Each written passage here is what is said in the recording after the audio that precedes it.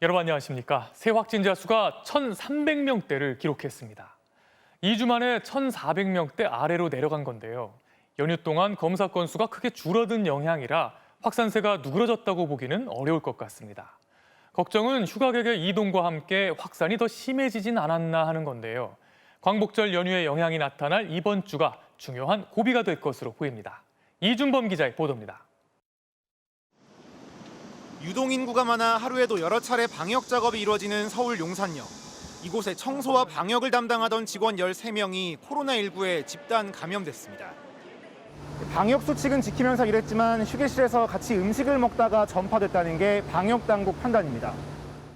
이들의 가족까지 감염되면서 첫 확진자가 나온 지 닷새 만에 모두 16명이 확진 판정을 받은 상태입니다. 인근역에 직원들 투입해가지고 하는 걸로 알고 있어요. 오늘 코로나19 신규 확진자는 1,373명, 2주 만에 1,400명 밑으로 내려왔습니다. 하지만 연휴 기간 검사량이 평소의 절반 수준으로 줄었기 때문으로 확산세가 꺾였다고 보긴 어렵습니다. 당장 오늘 오후 6시까지의 신규 확진자 숫자는 1,390명으로 내일 발표될 확진자 수는 1,700명대를 기록할 것으로 예상됩니다. 델타 변이 확산 속도도 거셉니다. 최근 일주일간 국내 감염 사례를 분석한 결과 델타 변이 검출률은 85.3%로 일주일 전보다 12.2%포인트 늘었습니다. 델타 플러스 변이 감염자도 1명 추가됐습니다. 백신 접종을 완료한 뒤 감염되는 돌파 감염 추정 사례도 일주일 전보다 571명 증가했습니다. 정부는 휴가에서 돌아와 직장으로 복귀하기 전 진단검사를 받으라고 권고했습니다. 이번 주에 휴가를 마치고 일상으로 돌아오는 지금부터가 4차 유행의 중대한 변곡점이 될 수 있다고 많은 전문가들이 지적을 하고 있습니다. 정부는 다음 주부터 적용할 거리 두기 단계 등 방역 조치를 이번 주 안에 내놓겠다고 밝혔습니다. MBC 뉴스 이준범입니다. 지난주에 우리 정부 대표단이 미국의 모더나사를 직접 찾아갔죠. 백신 공급이 늦어지고 있는 걸 항의했는데요. 이 자리에서 모더나사가 우리 정부에 사과하고 당초 통보한 물량보다 더 많은 백신을 더 빨리 공급하겠다고 밝힌 것으로 확인됐습니다. 정부는 모더나 백신 공급이 설사 늦어지더라도 10월까지 전 국민 70% 접종을 완료할 수 있다고 밝혔습니다. 이덕영 기자의 보도입니다. 현지 시간 13일 미국에서 열린 정부 대표단과 모더나사의 회의는 3시간 정도 이어졌습니다. 정부 대표단은 이 자리에서 백신 공급 차질에 대한 강한 유감을 여러 차례 표명했다고 밝혔습니다. 우리 대표단은 모더나사 측의 자정 공급 일정 번복에 대해 강한 유감과 항의를 표명하였고 이와 함께 7, 8월에 들어오지 않은 물량을 다음 달 초까지 공급해달라고 요구했고 삼성 바이오로직스가 위탁 생산하는 물량을 국내에 우선 공급해 줄 것도 요청했습니다. 모더나사는 공급 차질에 대해 사과하고 공급 물량 확대를 약속했습니다. 협력 제조사의 실험실에서 문제가 생겼었는데 현재는 거의 해결돼 7월 물량이 점진적으로 출하되고 있다는 겁니다. 모더나 측은 한국과의 신뢰 회복을 위해 이미 통보한 공급량보다 더 많은 물량 공급과 9월 조기 공급을 위해 최선을 다하겠으며 구체적인 공급 물량과 일정은 이번 주 안에 통보해 주기로 했습니다. 정부는 모더나 백신의 공급 여부와 별도로 10월까지 전 국민의 70%에 대한 접종 완료가 가능하다고 강조했습니다. 이전에 백신 수급의 불확실성을 반영해서 이미 접종 계획을 변경한 바 있기 때문에 목표 달성이 가능할 것으로. 다만 안정적인 백신 수급을 위해 다른 나라와 백신 교환이나 공여 등을 통해 추가 확보하는 방안도 검토하고 있다고 밝혔습니다. 앞서 이스라엘과는 화이자 백신을 교환했고 미국에선 얀센 백신을 공여받았습니다. 오늘부터는 지자체의 3차 자율접종도 시작됐습니다. 택배기사와 환경미화원 등 필수 업무 종사자와 접종 소외계층, 아동 청소년 밀접 접촉자 등 18세에서 49세 137만 명이 대상입니다. MBC 뉴스 이덕영입니다. 오늘부터는 30, 40대 젊은 층도 아스트라제네카 잔여 백신을 맞을 수 있습니다. 그런데 고민스럽다는 분들이 많습니다. 지금 빨리 잔여 백신을 맞는 게 나을지 아니면 한 달 기다렸다가 화이자나 모더나 백신을 맞는 게 나을지 모르겠다는 건데요. 김하영 기자가 전문가들에게 물어봤습니다. 오늘 오후 4시쯤 SNS에 잔여 백신 예약 화면. 지난주만 해도 곳곳에서 쉽게 보이던 아스트라제네카 잔여 백신이 거의 없습니다. 어쩌다 하나 올라와도 순식간에 사라집니다. 30대 이상부터 접종이 가능해졌기 때문입니다. 몇 번이 계신 것 같아요. 많지는 않고. 다만 30, 40대의 경우 예약을 했다 다시 취소하는 경우도 적지 않았습니다. 충분히 예약했고, 그다음에 하차는 이제 얼마 정도 지금 취소했는데. 희귀혈전증 부작용에 대한 우려도 있는 데다 순서를 기다리면 이번 달부터 다른 백신을 맞을 수 있기 때문입니다. 어차피 한 달 뒤에 맞을 건데 굳이 빨리 맞을 수 있다고 해서 그냥 맞고 싶진 않아요. 아스트라제네카 잔여 백신은 4차 유행의 확산 상황에서 하루라도 빨리 맞을 수 있다는 장점이 있습니다.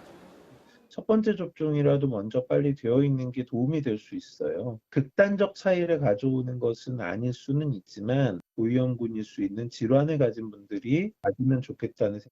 아스트라제네카 잔여 백신을 1차 접종한 사람이나 이달 말부터 화이자나 모더나로 1차 접종을 한 사람이나 2차 접종을 마치는 시기는 크게 차이가 나지 않습니다. 예방 효과도 큰 차이가 없습니다. 아스트라제네카 잔여 백신을 맞으면 2차는 화이자로 교차 접종하게 돼 화이자 접종과 예방 효과가 비슷해집니다. 아스트라제네카 파이저로 맞는 것이 도리어 파이저로 맞는 것보다도 더 양이 많게도 나오거든요. 일부 데이터는. 전문가들은 부작용과 효과 등을 고려해 본인이 선택하는 데 달려있다며 다만 델타 변이 예방을 위해 중요한 것은 2차 접종의 완료 시기라고 밝혔습니다. MBC 뉴스 김아영입니다. 학부모들한테는 이번 주가 아주 중요한 시기입니다. 전국의 초중고등학교가 일제히 개학을 하는데요. 지난 학기보다 등교 수업이 크게 늘어납니다.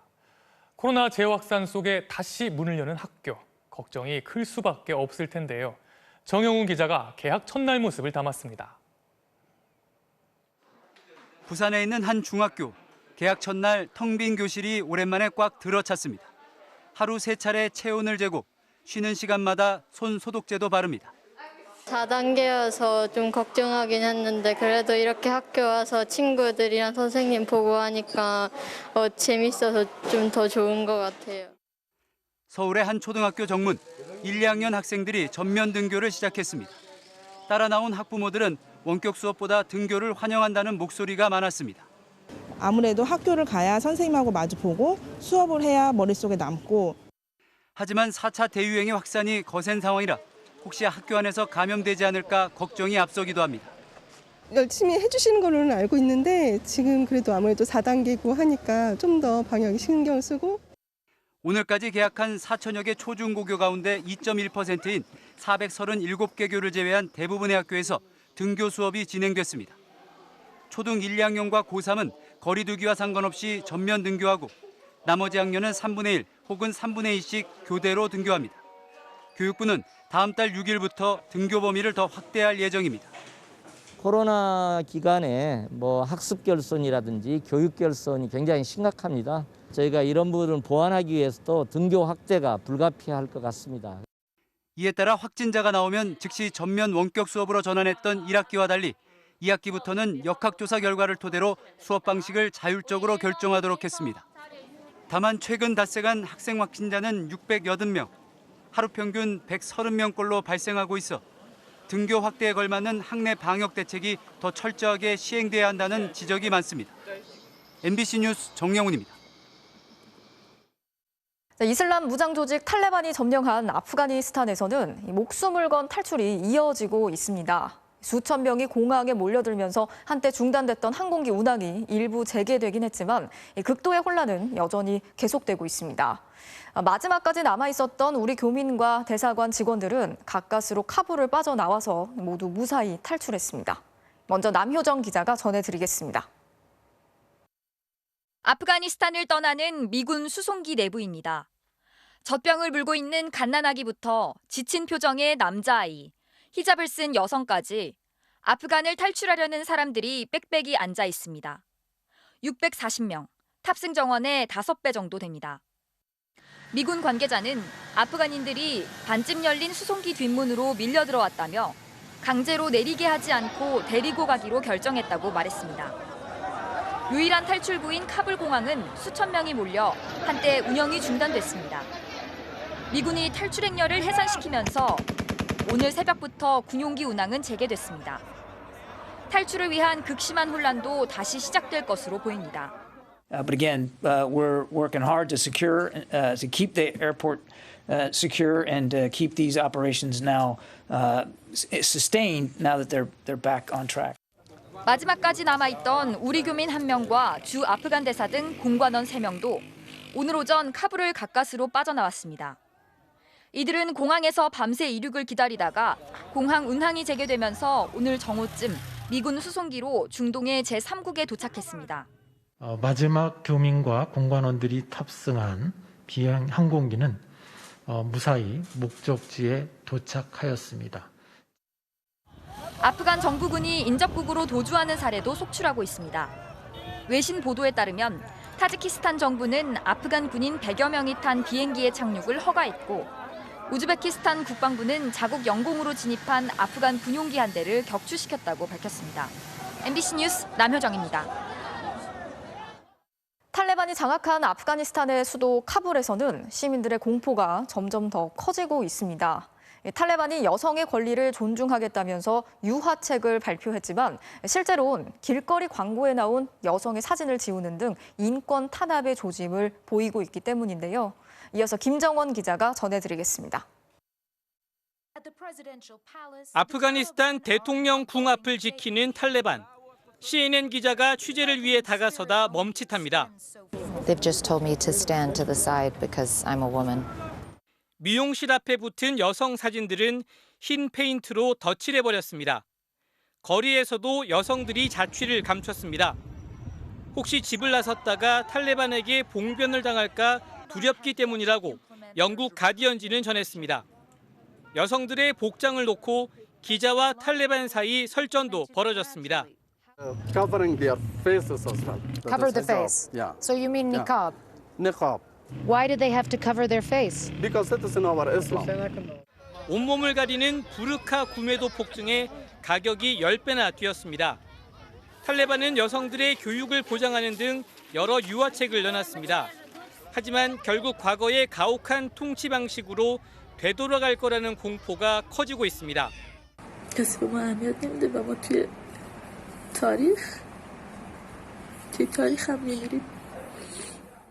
이미 TV에서도 드라마와 오락 프로그램은 사라지고 종교 프로그램으로 대체됐습니다. 대통령까지 도망쳤지만 끝까지 자리를 지킨 하미디 교육부 장관은 살아남는다면 수백만 소녀들을 위해 싸울 것이라고 밝혔습니다. MBC 뉴스 김정원입니다. 아프가니스탄 사태를 두고 미국과 중국의 표정이 엇갈리고 있습니다. 미군 철수 결정과 관련해서 바이든 대통령은 국익을 위한 결단이었다라고 밝혔지만 비판 여론은 가라앉지 않고 있습니다. 중국은 미국의 패권주의 정책의 실패 사례라고 비판하면서 대만을 향해서 아프간을 보고 교훈을 얻어라 이런 경고를 보냈습니다. 특히 중국은 아프가니스탄의 인접국이죠. 미군 철수 이후 영향력을 확대할 수 있다는 기대감을 나타내고 있는데요. 자, 그럼 워싱턴과 베이징을 차례로 연결해서 자세히 알아보겠습니다. 먼저 워싱턴으로 가보겠습니다. 자, 김수진 특파원 연결돼 있습니다. 김 특파원, 일단 먼저 바이든 대통령 연설 내용부터 한번 짚어볼까요? 네, 아프간 상황에 대한 비판이 커지자 휴가 도중 백악관으로 돌아와서 입장을 밝혔는데요. 핵심은 한 가지, 국익 없는 곳에선 싸우지 않겠다는 겁니다. 국익이 없는 곳에 미군을 보내서 희생시킬 수 없다면서 아프간에서 미군을 철수하기로 한 결정을 후회하지 않는다고 강조했습니다. I will not repeat the mistakes we've made in the past. Mistake of staying and fighting indefinitely in a conflict that is not in the national interest of the United States. 미국의 역할에 대한 안팎의 비판을 잠재우려는 듯 오늘 연설에서 바이든의 어조 매우 강했는데요. 이 대목을 한번 다시 들어보시죠. I'm adamant we focus on the threats we face today in 2021, not yesterday's threats. 아프간에서 벌어지는 상황이 슬프다고 했는데요. 그러면서도 함락의 책임은 싸우지도 않고 포기한 아프간 정부에 있다면서 탓을 돌렸습니다. 자, 그러니까 미국이 과거가 아니라 현재의 위협에 집중하겠다 이런 뜻이죠. 하지만 이번 사태로 인해서 미국이 동맹국들의 신뢰를 저버렸다 이런 비판도 나오고 있습니다. 네, 바이든 대통령이 취임하면서 미국이 돌아왔다 이렇게 말하는 것 기억하시죠? 동맹을 중시한다는 이 말이 이번 사태로 조롱의 대상이 돼버렸습니다. 독일 등 유럽 국가들은요, 미국이 주도하는 세계 질서가 실패했다 이렇게 진단을 했고요. 미국 언론들은 미국이 국익만을 앞세우는데 동맹국들이 미국을 과연 신뢰할 수 있겠냐 지적하고 있습니다. 아프간이 다시 테러의 온상이 될 거라면서 참전 군인들이 20년간 무엇을 위해 희생한 것이냐는 이런 한탄도 나오고 있습니다. 들어보시죠. And those organizations will attempt to use Afghanistan's ungoverned spaces to do what they did before, what they did 20 years ago. 무엇보다 카불 공항에서 벌어진 참사, 미국이 국익만을 앞세워 인권을 포기한 상징적인 장면이 돼버렸죠. 베트남전 패배보다 더 뼈아프다는 지적입니다. 지금까지 워싱턴에서 전해드렸습니다. 네, 워싱턴 연결해서 알아봤고요. 이번엔 아프간과 국경을 맞대고 있는 또 하나의 강대국이죠. 베이징 연결해 보겠습니다. 이혜인 특파원. 네, 베이징입니다. 자, 중국도 이번 사태를 바라보는 속내가 굉장히 복잡해 보이는데요. 그래도 어쨌든 탈레반이 장악한 아프가니스탄에 대해서 우호적인 입장인 것 같습니다. 네, 그렇습니다. 카불의 탈출 러시에도 불구하고 중국은 대사관을 유지하기로 한 몇 안 되는 나라 중에 하나입니다. 지난달 28일 왕이 외교부장이 탈레반 2인자를 중국으로 불러서 아프간 재건 방향을 논의하기도 했습니다. 어떻게 보면 일찌감치 탈레반을 아프간의 공식 정부로 인정한 셈인데요. 카불 함락 이후 이를 공식화하며 아프간 문제에 건설적 역할을 하겠다는 입장을 밝혔습니다. 同阿富汗塔利班等保持着联系和沟通，解决阿富汗问题，发挥建设性的作用。 네, 건설적 역할이 뭔지 구체적 언급은 없었지만 결국 미국의 공백을 활용해 영향력을 키우겠다는 뜻으로 해석됩니다. 이 아프간 복구 과정에 적극 참여해 시진핑 주석의 역점 사업인 신실크로드 구상, 1대1로 사업을 추진할 거란 말도 나옵니다. 아프간은 지정학적으로 유럽과 연결하는 1대1로 사업의 핵심 요충지지만 그동안은 아예 엄두를 못 내던 곳이었습니다. 왕이 외교부장은 어제 블링컨 미국 국무장관과의 통화에서 아프간 사태를 미국 일방 외교의 실패 사례라며 중국과 공존할 방법을 찾으라고 공세를 펴기도 했습니다. 자, 하지만 중국 역시 탈레반에 대해서 불안한 시선도 있습니다. 이슬람 교도들이 분리 독립을 추진하고 있는 신장 위구르 지역 문제 때문이죠.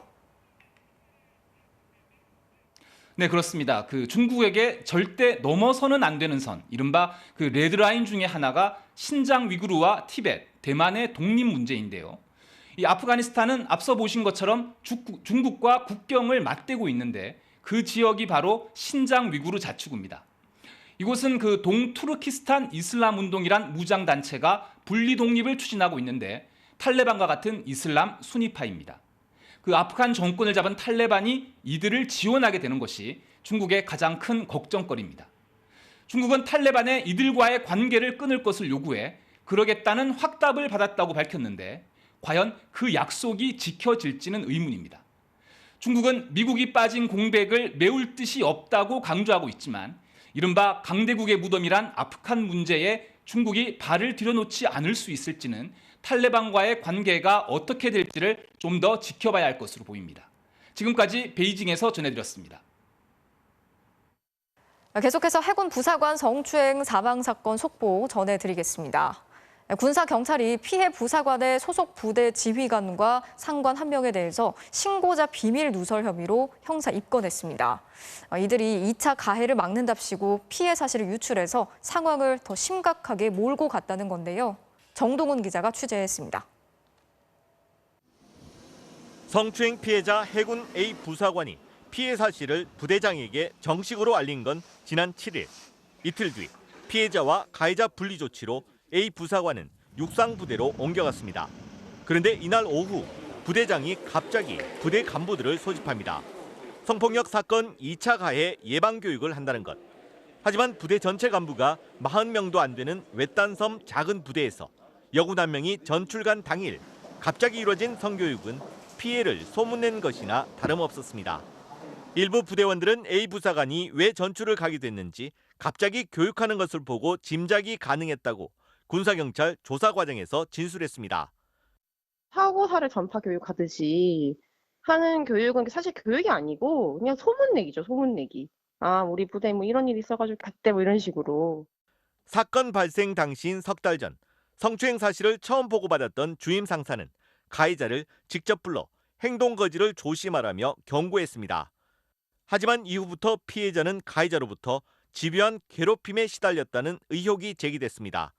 수를 안 따르면 3년간 재수가 없다는 악담에 심지어 진급을 앞둔 피해자에게 기무사의 네트워크가 있어 힘들게 할 수 있다는 협박까지 했다는 주장도 나왔습니다. 희망이었을 것 같아요. 진급을 한다는 것 자체가 기무에 줘서 영향을 주겠다는 말을 했다면 그거에서 굉장히 절망했을 것 같아요. 추가 피해를 막는다는 취지로 성교육을 하고 가해자를 불러 주의를 줬다지만 군사경찰은 부대장과 주임 상사를 성폭력 신고자에 대한 비밀 누설 혐의로 입건했습니다. 국가인권위는 4년 전 해군 장교 사망 사건 이후에도 군내 성폭력 피해자 사망이 반복되고 있어 군의 자정 능력을 믿을 수 없다며 군의 피해자 보호 체계 전반을 직권조사하기로 결정했습니다. MBC 뉴스 정도훈입니다. 다음은 정치권 소식 알아보겠습니다. 조금 전 민주당 대선 후보 경선 4차 토론회가 끝났습니다. 오늘 토론회에선 이재명 후보의 황교익 씨 특혜 채용 논란 등 이른바 지사 찬스 문제를 두고 치열한 공방이 벌어졌습니다. 또 부동산 정책을 둘러싼 논쟁도 뜨거웠습니다. 조명아 기자의 보도입니다. 오늘도 지지율 선두 이재명 후보에게 공세가 집중됐습니다. 먼저 황교익 경기관광공사 사장 내정 논란. 정세균 후보가 형수 욕설두둔에 대한 보은성 인사라며 철회를 촉구하자 이 후보도 물러서지 않고 반박했습니다. 그 황교익 씨 인사 잘못된 거 아닙니까? 가까운 사람들에게 한 자리씩 주면 잘못하면 최순실이 된다고 말씀하신 적 있죠? 가까운 사람이라고 제 자리를 준 것도 아니고 그분이 저한테 은혜를 준 게 없기 때문에 음식 문화 전문가죠. 경기도 재난기본소득을 두고는 이낙연, 이재명 후보가 공방을 벌였습니다. 그 돈을 가지면 경기도 자영업자 127만 명에게 32만 원씩을 나눠드릴 수 있는 돈이거든요. 저는 민주당이 100% 지급하려고 한 거 잘못됐다고 생각하시는지 궁금하고요. 논란은 이재명 후보의 지사 찬스 여부로 확대됐습니다. 이재명 후보가 딱 놀부 같습니다. 네. 두 손에 떡을 들고 있거든요. 한 손에는 경선 후보, 한 손에는 경기도지사입니다. 대행 체제로 놔두는 것보다는 제가 선출된 책임자로서 책임을 다해야 된다고 보고요. 부동산 정책을 두고도 이재명 후보의 기본주택 정책을 향한 견제가 잇따랐습니다. 그래서 내 집 마련을 하려고 하는 국민들 혹은 자산화를 원하시는 국민들에 대한 배려가 정책적으로 없는 것 아니냐. 그래서 연간 한 44조 소요된다 하시는데 그 재원 대책을 보면 매우 허구적입니다. 이 후보는 공공임대주택 자체가 너무 없는 게 문제고 재원은 기본주택을 담보로 채권 등을 발행할 수 있다고 반박했습니다. MBC 뉴스 조명아입니다. 국민의힘은 이달 말까지 2차례 열기로 했던 대선주자 토론회를 모두 취소했습니다. 대선 후보 간 상호 질의응답이 없는 비전 발표회만 한 번 열기로 했습니다. 그동안 윤석열 후보 측이 당헌 당규에 없는 토론회라고 반발해 왔는데요. 오늘 출마 선언을 한 홍준표 후보는 대선 후보가 왜 토론을 겁내냐며 반발했습니다. 신수아 기자가 보도합니다. 내일과 오는 25일 2차례 열기로 했던 국민의힘 대선 후보 토론회가 모두 취소됐습니다. 국민의힘은 오늘 최고위원회의에서 2번의 토론회를 취소하고 후보 간 질의응답이 없는 비전 발표회만 25일 한 차례 열기로 했습니다. 많은 중재안들도 있고 당내에서 많은 어떤 의견들이 있다 보니까 대표를 비롯해서 최고위원께서 가장 합리적인 방안을 결정해 주신 거다라고 이해해 주시면 감사하겠습니다. 윤석열 후보 측이 당원 당규에 맞지 않는 토론회라며 반발하자 이준석 대표가 결국 물러선 겁니다. 리더십에 상처가 난 이 대표는 말을 하지 않는 것으로 많은 말을 대신했습니다. 먼저 저는 오늘 특별한 모두 발언이 없습니다. 토론회 갈등은 봉합됐지만 오는 26일 선관위원장 인선을 앞두고 서병수 의원을 염두에 둔 이 대표와 이에 반대하는 일부 후보들이 다시 충돌할 가능성도 있습니다. 벼르던 토론회가 취소되자 홍준표 후보는 불만을 나타냈습니다. 오늘 대선 출마를 공식 선언한 홍준표 후보는 대선 후보가 왜 토론을 피하냐며 그렇게 겁이 나면 후보를 포기하라고 비판했습니다. 토론을 지금 하자 말자 하는데 나는 저런 어처구니 없는 경우는 26년 정치에도 처음 봤어요. 토론을 안 하려고 당대표를 흔드는 것은 참 보기 딱하다. 윤석열 후보 측은 토론회가 취소된 데 대해 당연하단 반응이었지만 25일 비전 발표에 참석 여부는 명확히 하지 않았습니다. 다만 경선 버스가 본격적으로 출발하면 당내 토론에 적극적으로 임할 것이라고 밝혔습니다. MBC 뉴스 신수아입니다. 이렇게 토론회 갈등을 겨우 봉합한 상황에서 이번엔 윤석열 후보에 대한 이준석 대표의 발언이 또 논란이 되고 있습니다. 이 대표가 원희룡 후보와의 통화에서 윤석열은 금방 정리될 것이다 라고 말했다는 건데요. 원 후보는 윤석열 후보 낙마를 의미하는 것으로 해석하며 비판했고 이 대표는 갈등 상황이 정리될 거라는 의미였다고 해명했습니다. 김정인 기자의 보도입니다. 원희룡 후보는 이준석 대표와의 통화 내용을 밝히며 충격적이라고 표현했습니다. 이준석 대표가 윤석열 후보는 금방 정리된다는 말을 했다는 겁니다. 특정 주자, 그러니까 윤석열 총장이 뭐 지지율이라든지 여러 가지 상황을 봤을 때 금방 정리된다 그런 이야기를 분명히 했고요. 원희룡 후보는 특히 앞과 뒤에 붙인 말을 봤을 때 갈등이 정리된다는 의미가 아니라고 못 박았습니다. 정리된다는 것은 갈등이 정리된다는 뜻이 아니라 후보로서의 지속성이 정리된다는 뜻입니다. 이에 대해 원 후보는 물론 일부 최고위원까지 강하게 비판하자 이준석 대표는 자신이 어떻게 후보를 정리하냐며 갈등 상황이 정리된다는 의미였다고 해명했습니다. 제가 어떻게 정리한다는 겁니까? 후보 하나를. 제가 무슨 뭐 손가락을 튕기면 후보가 갑자기 정리된다 이런 능력이 있기라도 한다는 겁니까? 후보로서 정리한다는 발언을 했을 리도 없고. 그러면서 원 후보를 향해 이준석이 들어가면 기사가 나가서 그러는 거냐며 내부 공격은 자제하라고 경고했습니다. 윤석열 후보 측은 불편한 심기를 감추지 않았지만 공식적인 대응은 자제했습니다. 정권 교체를 바라는 많은 국민들께서 점점 걱정과 우려가 커지시는 건 아닌지 이런 상황을 좀 예의주시해서 보고 있다. 여기서 당내 갈등이 더 커지면 공멸할 수 있기 때문에 일단 확전은 피하겠다는 뜻으로 보입니다. 하지만 이 대표와 윤 후보 측의 불신이 근본적으로 해소되지 않는다면 선관위 출범이나 경선 과정에서 다시 충돌할 가능성도 배제할 수 없는 상황입니다. MBC 뉴스 김정인입니다. 일제강점기 독립전쟁의 영웅 홍범도 장군이 그제 서거 78년 만에 조국으로 돌아왔죠. 오늘 홍범도 장군에게 건국훈장 최고 등급인 대한민국장이 수여됐습니다. 100년 전에 홍 장군 생전 모습이 담긴 유일한 영상도 공개됐습니다. 배주한 기자가 보도합니다. 지난 1922년 1월 러시아 모스크바에서 열린 극동민족혁명단체 대표회의. 권총을 한쪽에 찬 홍범도 장군이 봉오동 전투를 함께 이끈 최진동 장군과 나란히 서 있습니다. 100년 전 모스크바의 강추위 속에 당시 54살의 대한독립군 사령관은 미소를 띤 모습이었습니다. 홍 장군의 생전 모습이 담긴 유일한 영상으로 독립기념관이 오늘 공개했습니다. 문재인 대통령은 홍 장군에게 건국훈장 대한민국장을 추서했습니다. 1962년 건국훈장 대통령장을 추서한 데 이어 유해 봉환을 계기로 한 등급 높은 대한민국장을 수여한 겁니다.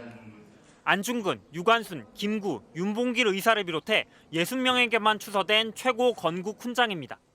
장군께 드리는 건국훈장 대한민국장은 대한민국의 영광인 동시에 장군의 정신을 기리겠다는 굳은 다짐입니다. 추서식에는 카자흐스탄 토카예프 대통령도 참석해 미공개 사료 2건을 추가로 전했습니다. 먼저 홍범도 장군의 사망 진단서 원본, 강제 이주 이후 여생을 보낸 카자흐스탄 크질오르다에서 발견된 문서입니다. 장군의 성과 이름, 출생 연도가 선명하게 인쇄돼 있습니다. 또 수의장으로 말년을 보낸 고려극장의 사임서 사본도 공개됐습니다. 극장 수의 홍범도, 본인 희망에 따라 1939년 10월 1일부로 사임했다고 적혀 있습니다. Сказал, что генерал фон Бомдо является уникальной исторической фигурой, настоящим героем корейского народа. Он был настоящим патриотом. 홍범도 장군의 유해는 내일 대전 국립현충원에 안장돼 영면에 들 예정입니다. MBC 뉴스 배주환입니다. 다음은 검찰이 뇌물 사건 무마 등의 혐의로 재수사 중인 윤우진 전 용산 세무서장 관련 소식입니다. 윤 전 서장은 윤석열 전 검찰총장의 측근인 윤대진 검사장의 친형입니다. 최근 한 부동산 업자가 자신이 윤 전 서장에게 밥값과 골프비를 내주면서 소위 스폰서 노릇을 했다는 추가 폭로를 했는데요. 이 내용을 검찰에 알린 뒤 윤 전 서장이 1억 원이 넘는 수표를 건네면서 회유했다고 폭로했습니다. 먼저 홍신영 기자의 보도입니다. 부동산 개발업을 하는 김모 대표. MBC 취재진과 만난 김 씨는 2017년부터 2년간 윤우진 전 용산 세무서장의 스폰서 노릇을 했다며 구체적인 증거들을 제시했습니다. 지난 2017년 동업자였던 최모 씨가 윤 씨에게 진 5억 원의 빚과 이자를 대신 갚아주게 된 게 계기가 됐다고 합니다. 윤우진 씨가 상부이자를 현금으로 받기를 요청했었고요. 이자를 전달하는 날 고위공직자나 큰 기업의 대표님들이나 이런 분들하고 자리를 만들면서 불러내고. 김 씨가 일부라며 꺼내놓은 명함 중엔 전현직 고위검사 3명과 관세청과 국세청의 고위직 인사 5명, 경찰 관계자 1명, 정치인 2명, 유명 기업인 1명이 포함되어 있습니다. 2017년 8월경부터 2019년 4월까지 한 번에 수십만 원씩 밭값과 골프비 등을 20번 넘게 대신 내줬다는 게 김 씨의 주장. 김 씨에 따르면 현직 검사는 윤 전 서장을 형님으로 모셨고 내가 대진이한테 갈 수는 없지 않냐 이렇게 말했고 검사가 형님 우리가 있지 않습니까? 이렇게 말했습니다. 다양한 청탁이 수시로 오갔습니다. 건설 둘째 따님 명함을 저한테 건네줬고 그 자리에서 남편이 춘천지검에 검사로 있는 걸 알게 됐고 윤우진 씨가 서울로 와야지 이런 얘기. 김 대표는 이런 내용을 지난해 말 검찰에 출석해 모두 진술했는데 갑자기 윤우진 전 서장으로부터 연락이 왔습니다. 윤 전 서장은 김 대표를 만난 자리에서 5천만 원짜리 수표 2장과 1,000만 원짜리 수표 1장, 모두 1억 1,000만 원을 꺼내 회유를 했습니다. 내가 조금이라도 마음속에 회장이 협조한 게 있었다면 입장을 바꿔놓고 생각하면 그럴 수 있겠다. 그래서 어떻게 됐든 간에 저도 안 바꿨습니다. 안 바꿨어요. 윤 전 서장이 검사장의 형이란 신분을 이용해 호가호위하는 형태를 더는 방치해선 안 된다는 게 김 씨의 호소입니다. 취재진은 윤우진 전 서장에게 수차례 연락했지만 아무런 답변을 받지 못했습니다. MBC 뉴스 홍신영입니다. 검찰은 이 사건과는 별도로 6년 전 무혐의로 종결했던 윤우진 씨의 뇌물수수 사건을 다시 수사하고 있습니다. 재수사 착수 당시 관련돼 있다는 의혹을 받는다는 이유로 윤석열 검찰총장이 지휘에서 배제됐던 사건인데요. 최근 윤우진 씨의 측근이 과거에 했던 말을 뒤집으면서 수사가 속도를 내고 있는 것으로 확인됐습니다. 이면주 기자의 보도입니다. 지난해 10월 추미애 당시 법무부 장관은 윤우진 전 용산 세무서장의 2012년 뇌물수수 사건을 다시 수사하라고 지휘했습니다. 윤석열 당시 검찰총장은 지휘에서 배제됐고 윤 전 서장의 예전 근무지와 로비 현장으로 지목된 골프장 등의 압수수색이 진행됐습니다. 사업가 김모 씨가 진정을 내기로 마음먹은 것도 이때였다고 합니다. 이 사람은 이 죄뿐이 아닌 다른 죄도 있어. 진정을 해주면 더 세밀하게 검찰에서 조사를 하지 않을까. 이런 기대감이었습니다. 하지만 접대 의혹을 받은 검사들의 이름이 나오자 검찰의 태도가 달라졌다고 합니다. 카드 내역을 보시고 이 사람이랑 진짜 밥을 드셨어요? 이분이 현직 검사인데? 예, 현직 검사님이시죠. 진정사건 조사는 지지부진했지만 윤 전 서장의 2012년 뇌물 사건 재수사에는 뜻밖의 돌파구가 마련됐습니다. 윤 전 서장에게 5억 원을 빌린 동업자 최 씨가 소개했다는 이모 씨. 윤 전 서장의 비자금까지 관리했던 걸로 알려진 이 씨가 검찰에서 혐의 일부를 시인한 사실이 MBC 취재 결과 확인됐습니다. 2011년 9월 윤 전 서장이 세무사 안모 씨와 이 씨를 거쳐 뇌물 5천만 원을 받았다는 의혹. 당시 검찰 조사에서 이 씨는 안 씨에게 빌린 돈이라고 했지만 최근 재수사에선 세무사 안 씨를 통해 받은 육류업자의 뇌물이라고 말을 바꾼 겁니다. 검찰은 윤 전 서장이 이후에도 이 씨 계좌를 통해 뒷돈을 받고 비자금을 관리해온 것으로 의심하고 있습니다. 이에 따라 무혐의 처분됐던 윤 전 서장의 기존 혐의들도 공소시효가 살아나 처벌 가능성이 높아졌습니다. 검찰은 최근 세무사 안 씨도 잇따라 불러 돈의 성격과 전달 경위 등을 조사한 것으로 전해졌습니다. MBC 뉴스 임현주입니다. 무궁화호 열차 하면 어떤 게 떠오르십니까? 좀 느리고 답답하긴 하지만 그래서 더 낭만적인 느낌도 들죠. 고속열차가 닿지 않는 지역에선 꼭 필요한 교통수단인데요. 이달부터 14개 열차가 돈이 안 된다는 이유로 구간을 대폭 줄이거나 사라지게 됐습니다. 하지만 그렇게 아끼는 돈은 고속철도 건설 예산에 비하면 매우 적은 수준인데요. 철도 연속 보도, 오늘은 이문현 기자가 흔들리고 있는 우리 철도의 공공성 문제를 취재했습니다. 지난 7월 30일 금요일 밤 등산객들이 열차에 오릅니다. 지리산에 가는 사람들입니다. 노고단에서 해 뜨는 거 보는 게 설레요. 매일 밤 10시 43분에 용산역을 출발해 새벽 3시에 전남 구례구역에 도착하는 무궁화호 열차. 전라선의 마지막 남은 심야 열차입니다. 새벽 산행을 이제 하기가 좋은 시간이 이제 되는 거고요. 해 뜨는 시간도 이제 맞출 수 있고. 하지만 7월 31일을 마지막으로 중단됐습니다. 적자가 난다며 코레일이 없애버렸습니다. 없어진 무궁화호는 또 있습니다. 매일 아침 6시 51분 전남 순천을 출발해 용산역으로 가는 무궁화호. 27개역을 지나 서울까지 6시간 반이 걸립니다. 시골 어르신들이 주로 애용합니다. 7번은 간단 말이에요. 1년에 7번은.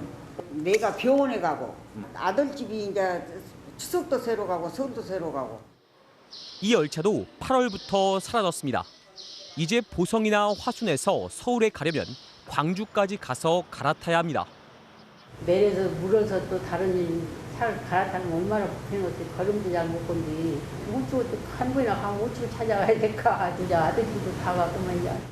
바깥 타기가 참 어렵습니다. 그것이 농어촌 고령화 된 사람들 손발을 묶는 거와 똑같아요 지금. 코레일이 이달부터 없애거나 감축한 무궁화호 열차는 모두 14개나 됩니다. 적자를 줄이기 위해서입니다. 적자가 얼마나 줄어들까? 1년에 39억 원입니다. 철도 건설 예산이 1년에 4조 원이 넘는데 고작 몇십억 아끼려고 시골 노선부터 없애고 있는 겁니다. 코레일은 KTX로 돈을 벌어 시골 구석구석 다니는 무궁화호의 적자를 메웁니다. 이걸 교차 보조라고 합니다. 2016년까지만 해도 코레일은 흑자였습니다. 그런데 2017년부터 적자로 돌아섰습니다. 정부가 서울 수서역에서 출발하는 알짜 고속철 노선을 따로 떼어 SR에 내준 뒤부터였습니다. 고속철도로 돈 벌어 공공서비스에 써야 하는데 알짜 노선을 SR에 빼앗긴 겁니다. 공기업이라는 게 이제 공공성을 목적으로 만들어진 것이 아니에요?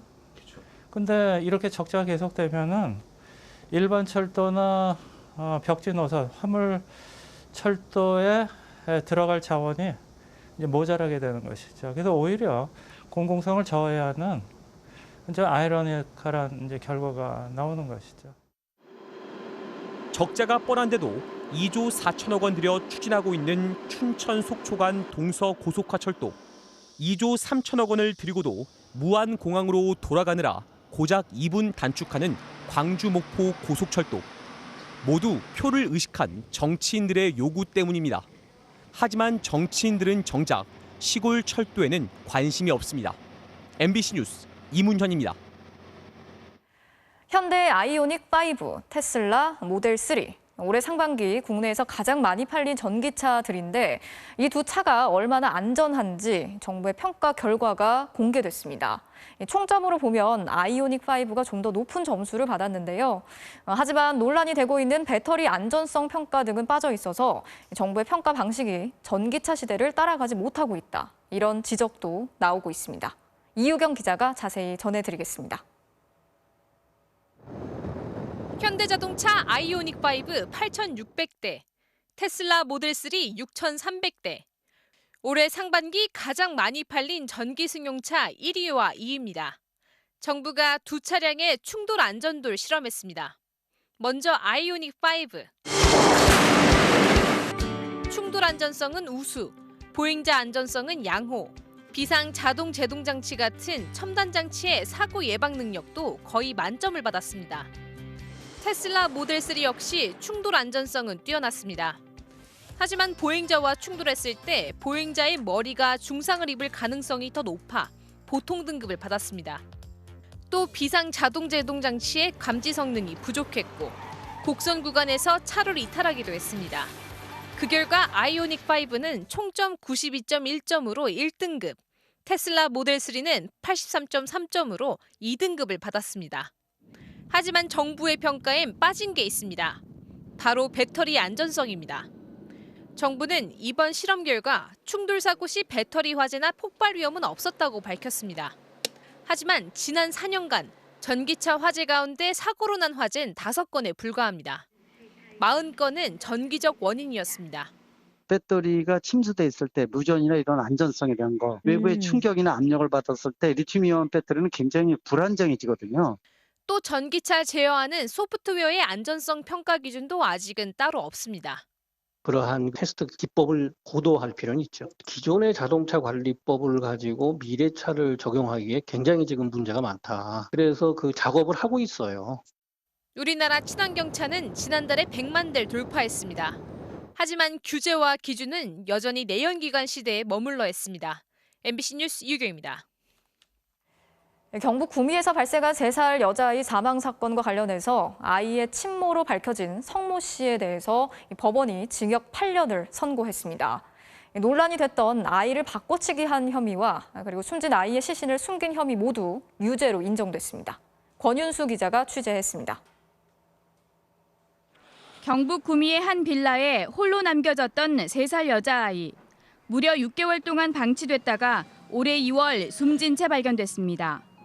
수사 과정에서 외할머니인 줄 알았던 48살 성모 씨가 숨진 아이의 친모로 밝혀져 충격을 줬습니다. 석 씨는 자신이 낳은 아기와 비슷한 시기 딸이 낳은 아기를 바꿔치기 하고 숨진 아이의 시신을 숨기려 한 혐의로 재판에 넘겨졌습니다. 재판 내내 석 씨는 출산 사실을 강하게 부인했습니다. 아니에요. 전 딸을 낳은 적이 없어요. 다른 아이는 어디 있어요? 낳은 적이 없어요. 하지만 1심 재판부는 석 씨의 주장을 받아들이지 않았습니다. 우선 국가수와 대검찰청 등 4개 기관에서 실시한 유전자 검사 결과는 국제적으로 공인돼 신뢰성이 높다고 밝혔습니다. 그리고 석 씨가 출산 동영상을 여러 번 찾아봤고 생리대를 1년간 사지 않은 점, 출산 무렵 직장을 한 달간 그만둔 사실을 수사기관에 숨기려 했던 것을 출산의 증거로 봤습니다. 아기를 바꿔치기 한 혐의도 유죄로 인정했습니다. 산부인과에서 숨진 아이의 식별지가 빠진 채 발견됐고 병원 기록지에 아기 몸무게가 갑자기 6.5% 줄어든 점 등이 정황 증거로 인정됐습니다. 이를 바탕으로 법원은 석 씨에게 징역 8년을 선고했습니다. 몰래 바꿔치기한 행위를 피고인이 직접 하였다는 점 등이 이 사건에 제출된 과학적인 증거에 의하여 합리적 의심 없이 증명되었다고 보아 재판부는 석 씨가 반성의 기미 없이 무책임한 태도를 보여 사라진 여아를 찾을 수 있을지 의문이고 전대미문의 사건으로 사회적 큰 혼란을 일으켰다며 양형 이유를 설명했습니다. MBC 뉴스 권윤수입니다. 지난달 부산의 한 전기업체에서 화물용 승강기가 추락하면서 20대 직원이 숨지는 일이 있었습니다. 사고 이후 사과는커녕 단 한 번도 연락을 하지 않았던 업체 측이 유족들에게 한 달 만에 문자를 보내왔는데요. 경찰 조사가 끝나면 돈을 줄 이유가 없다면서 합의를 종용하는 내용이었습니다. 아들은 억울하게 목숨을 잃었는데 사과는커녕 목숨값을 흥정하는 업체 측의 태도에 유족들은 분통을 터뜨렸습니다. 김윤아 기자가 취재했습니다.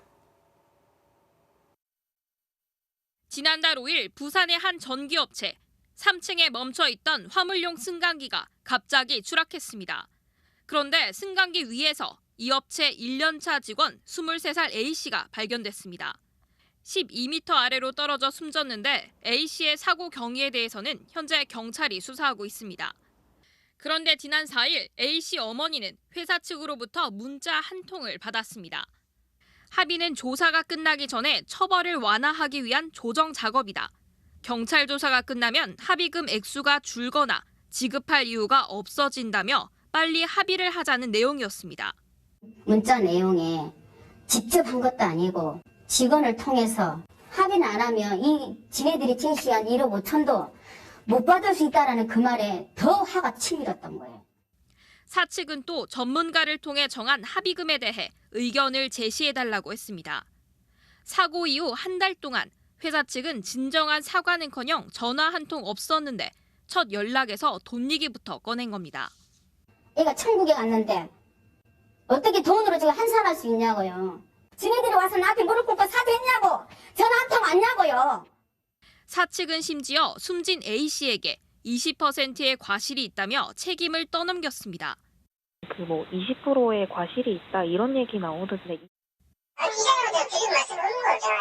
저희가 드릴 말씀이 없다고요. 하지만 조사를 맡았던 관계기관은 회사 측 책임이 명백하다고 결론냈습니다. 3% 100% 과실이지. 기본적으로 안전조치를 해야 될 사항이 있는데 문이 열리면 동작이 안 된다는데 전기 검사 대상인데 검사가 안 된다는 거. 경찰은 국립과학수사연구원과 승강기 안전공단의 조사 결과를 기다리고 있습니다. 이미 우리 아들은 천국 갔지만 젊은 청년들이 두 번 다시 억울하지 않도록 명확하게 정확하게 풀어줬으면 좋겠습니다. MBC 뉴스 김윤아입니다. 지난주 천안에 있는 한 아파트 지하 주차장에서 불이 나서 600대가 넘는 차량이 피해를 입었습니다. 출장 세차 차량 안에서 담뱃불을 붙이려다가 폭발이 일어나서 불이 시작된 건데요. 최근 이렇게 아파트를 직접 찾아와서 세차를 해주는 스팀 세차 이용이 늘고 있지만 관리는 여전히 사각지대에 놓여 있습니다. 김광현 기자가 취재했습니다. 지난 11일 충남 천안의 한 지하 주차장. 승합차에서 빛이 번쩍이더니 갑자기 불길이 치솟습니다. 차에서 내린 남성은 어쩔 줄 모르며 차 주위만 빙빙 맴돕니다. 불은 지하 주차장으로 번졌고 주차되어 있던 차량 600여 대가 피해를 입었습니다. 화재가 시작된 출장 세차 차량에는 LP가스통이 실려 있었습니다. 경찰과 소방당국은 당시 가스가 누출된 상태에서 운전자가 담뱃불을 붙이려다 폭발한 것으로 보고 있습니다. 최근 아파트 단지 등을 직접 찾아와 세차를 해주는 출장 세차가 크게 늘고 있습니다. 하지만 가스로 고압의 증기를 만들어내는 출장 스팀 세차에 대한 관리 감독은 이루어지지 않고 있습니다. 무분별하게 가스식으로 되어 있는 스팀 기기들을 장착을 해서 허가를 받지 않고 구조 변경도 하지 않은 상태에서 폐수가 발생하는 세차장은 자치단체 허가를 받아야 하지만 출장 세차는 해당되지 않습니다. 또 캠핑카나 푸드트럭과 마찬가지로 LPG를 이용하지만 차량을 개조한 것이 아니기 때문에 교통안전공단의 허가도 필요 없습니다. 휴대용 세차 장비는 적재물 형태로 운영되고 있어 튜닝 항목에는 해당되지 않습니다. 경찰과 소방당국은 내일 국립과학수사연구원 등과 합동감식을 벌여 정확한 화재 원인과 함께 스프링클러 작동 여부를 조사할 예정입니다. MBC 뉴스 김광현입니다. 일본 오키나와의 한 병원에서 코로나19 집단 감염이 발생해서 196명이 확진이 됐고 지금까지 64명이 숨졌습니다. 일본 정부는 긴급 사태 선언 지역을 확대하고 기간도 또다시 연장했습니다. 도쿄에서 고현승 특파원이 취재했습니다. 오키나와현 우루마시의 한 노인 병원입니다. 지난달 19일 한 직원이 델타 변이에 감염된 이후 지금까지 196명이 확진됐고 이 가운데 무려 64명이 숨졌습니다. 집단 감염 사망자로는 일본 내 최다 기록입니다. 대부분 입원 요양 중인 고령의 환자들입니다. 병원 의료진에 따르면 개인 병실이 없어 확진자를 완전히 격리할 방법이 없고 식사와 의료 폐기물, 시신 운송까지 모두 엘리베이터 한 대로 하고 있어 한계를 느낀다고 현지 언론은 전했습니다. 다른 병원으로 옮기려 해도 병상 부족 등 오키나와의 의료 상황이 최악이라 불가능한 실정입니다. 오키나와엔 석 달 가까이 긴급 사태가 발령 중이지만 오늘도 684명이 확진됐고 10만 명당 신규 확진자는 286명으로 일본 평균의 약 4배이고 미국보다도 많습니다. 感染状況及び医療提供体制の逼迫は極めて深刻となっています。 또 오사카의 한 백화점에서 89명의 집단 감염이 발생하는 등 곳곳에서 최다 신규 확진 기록을 새로 썼습니다. 일본 정부는 현재 도쿄, 오키나와 등 6곳에 발령 중인 긴급 사태 선언을 13곳으로 확대하고 기간도 다음 달 12일까지 연장했습니다. 混雑した場所への外出の半減、テレワークによる出勤者7割減をお願いをいたします。 하지만 최고 단계의 방역 조치인 긴급 사태 선언에도 확진자는 줄지 않고 있고 오히려 올림픽에 이어 여름 연휴로 여행객이 늘면서 확산 우려가 커지고 있습니다. 도쿄에서 MBC 뉴스 고현승입니다. IT 지진의 사상자는 이제 8,000명을 넘어섰습니다. 의료시설과 장비가 턱없이 부족하다 보니 부상자들이 치료조차 받지 못한 채 길거리에 그냥 방치돼 있는 안타까운 상황이 속출하고 있습니다. 여기에 폭우까지 덮치면서 강한 비바람에 대피소 천막이 무너지는 등 추가 피해가 우려되고 있습니다. 신정영 기자가 전해드리겠습니다. 삶의 터전을 잃고 간신히 목숨을 건진 사람들. 임시 대피소에 들어가려고 아우성입니다. 나뭇가지로 기둥을 세워 천막을 치고 보급품으로 겨우 허기를 달랩니다. Côté pour les nous 24 piquettes là même beaucoup gain bail les ennemis petits morceaux de là c'est sous l'aime couché à terre bail les quoi on est durant la nuit faut dire dit. 병원에는 팔다리가 부러지거나 머리를 다친 부상자들이 끊임없이 실려옵니다. 병상은 물론 의자와 바닥도 이미 포화 상태. 의약품은 동난 지 오래입니다. 야외 주차장에 임시병상이 마련됐지만 이마저도 부족해 부상자들은 길바닥에서 고통을 호소하고 있습니다. IT 강진으로 인한 사망자는 현재까지 1,400명을 넘어섰고 부상자는 7,000명에 육박합니다. 설상가상으로 폭우도 덮쳤습니다. 대피소 천막이 강한 비바람에 맥없이 쓰러지고 물이 바닥까지 차올랐습니다.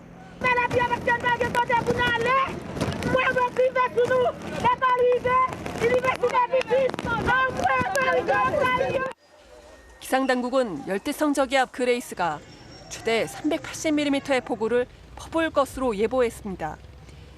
이미 강진으로 건물과 지반이 약해진 상황에서 추가 피해가 우려됩니다. IT에는 우리 교민 150명이 머물고 있는데 피해는 없는 것으로 전해졌습니다. IT 정부가 국가 비상사태를 선포한 가운데 우리 정부는 100만 달러 규모의 인도적 지원을 결정했습니다. MBC 뉴스 신정연입니다. 자, 이번 도쿄올림픽에서 파이팅 넘치는 열정으로 남자 양궁 최연소 2관왕에 오른 선수죠. 김재덕 선수가 2주 동안의 자가격리를 끝내고 학교에 나왔습니다. 김 선수의 금이 환영에 학교가 환영의 물결로 들썩였는데요. 김서연 기자가 다녀왔습니다. 남자 양궁 단체팀 막내가 쏜 화살은 간발의 차로 짜릿한 한일전의 승리를 이끌어냈고 목이 쉴 때까지 외친 파이팅은 무관중 올림픽의 정막을 깨뜨렸습니다. 도쿄올림픽 남자 양궁 최연소 2관왕, 예천 경북일고 2학년 김재덕 선수가 2주간의 자가격리를 끝내고 등교했습니다. 금메달 2개를 목에 건 금이 환영. 코로나로 인해 참석 인원이 49명으로 제한됐지만 환영식의 열기는 뜨거웠습니다. 저한테 올림픽이란 꿈의 무대고 엄청 영광적인 무대였습니다. 믿음을 가지고 저의 최선을 다하고 화이팅을 더 크게 외쳤습니다. 김 선수를 위한 깜짝 이벤트도 마련됐습니다.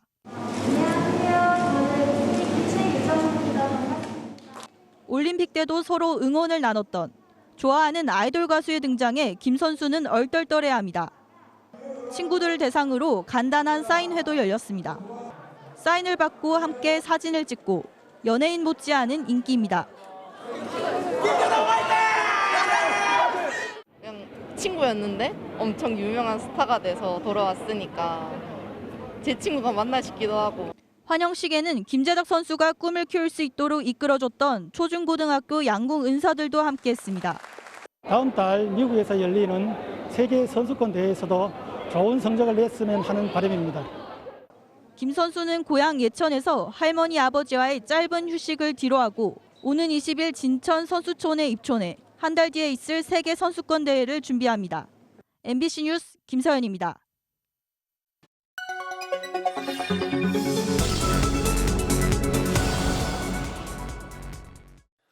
알고 보니 시작합니다. 기업들의 하반기 채용이 시작됐습니다. 그런데 요즘 모집 공고 보면요. 이렇게 채용 연계형, 채용 전환형 인턴을 뽑는 경우가 많습니다. 인턴으로 일을 시켜보고 뽑겠다는 취지인데요. 문제는 채용 갑질 아니냐는 취업준비생들의 하소연이 늘어간다는 겁니다. 왜 그런지 한번 따져봤습니다. 28살 A씨는 재작년 한 광고대 행사에서 채용 전환형 인턴을 했습니다. 석 달 뒤 평가를 거쳐 정규직 채용하는 조건이었는데 채용 시점이 연거 후 미뤄지면서 A씨는 8달을 버티다 그만뒀습니다. 처음에는 3개월로 하고 전환이 결정이 된다라고 이제 공고에는 써 있었고 두 번째 연장부터는 의구심도 가기 시작하고 인턴 5명 중에 최종 채용된 사람은 단 1명이었습니다. 평가 결과는 그렇다 치고 모든 인턴은 수당 없이 야근과 휴일 근무를 했고 최저임금도 못 받았습니다. 인턴을 야근시키는 게 전 불법으로 알고 있거든요. 불법이 되다 보니까 그래서 입력을 못하게 했어요. 이런 채용형 인턴제는 갈수록 늘고 있습니다. 집계를 해봤는데요.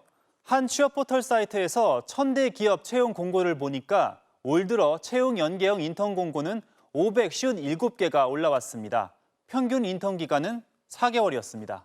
그런데 넉 달 일한 뒤 채용될 가능성 얼마나 될까요? 한 취업 포털 조사에선 약 35%라고 나왔습니다. 인턴 기간은 갈수록 길어지고 채용률은 깜깜이인 상황. 몇 퍼센트 보장된다 이렇게 명시한 회사는 저는 거의 못 봤고요. 채용 연계형을 하다 보면 이 몇 개월을 그냥 날리는 셈이잖아요. 그런데 채용형 인턴의 권리를 지켜줄 별도의 규정은 없습니다. 단기 계약직 신분으로 따질 뿐입니다.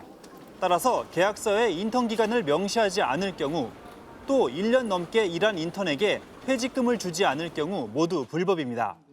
최저임금, 주 40시간 근무 조건도 보장해야 합니다.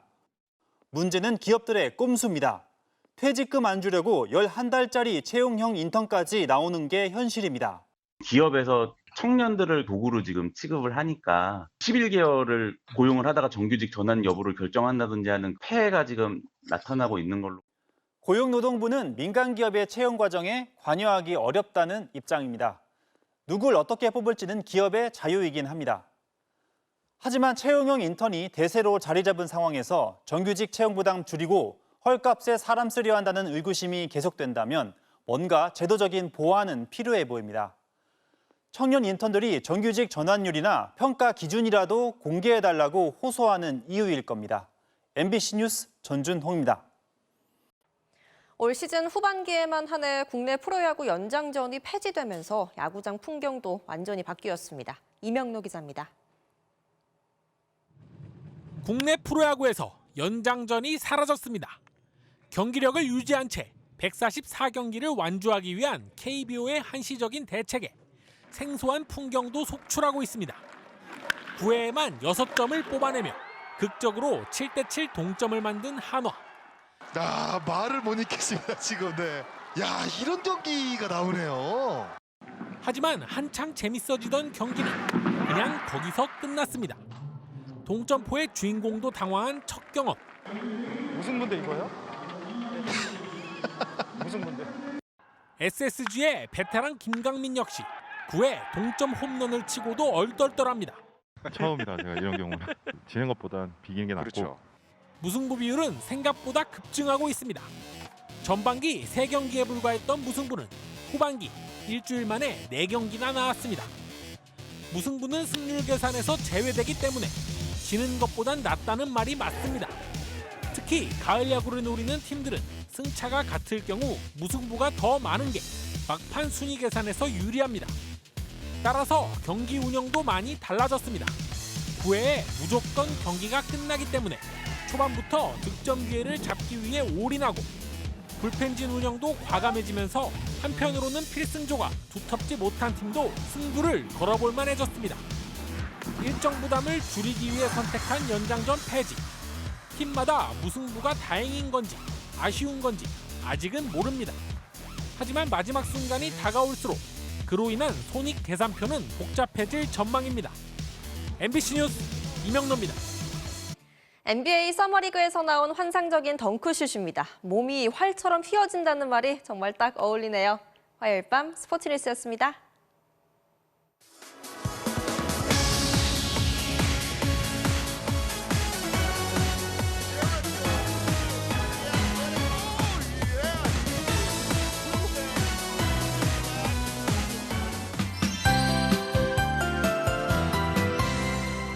하필 퇴근길 무렵부터 수도권에는 강한 소나기가 쏟아지고 있습니다.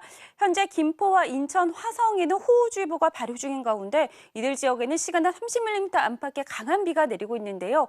이 소나기의 구름은 오늘 늦은 밤까지도 수도권 서부 지역에 강약을 반복하며 비를 뿌리겠습니다. 내일도 갑작스러운 소나기를 조심하셔야겠습니다. 대기 불안정이 더 심해지면서 충청과 호남 지방에는 우박이 떨어지는 곳도 있겠습니다. 예상 강우량은 호남과 경남 서부 내륙에 최고 80mm, 서울 등 그 밖의 내륙은 최고 60mm가량입니다. 또 동풍이 강하게 불어들면서 내일 영동 지방과 제주도에도 최고 시간당 50mm 이상의 강한 비가 내리겠고요. 이들 지역에는 100mm 이상의 호우가 예보돼 있습니다.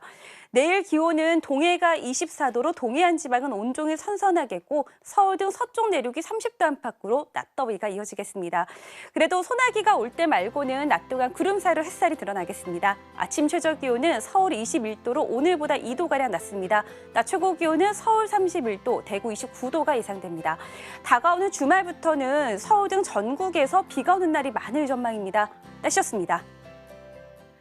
뉴스 마치겠습니다. 시청해주신 여러분 고맙습니다.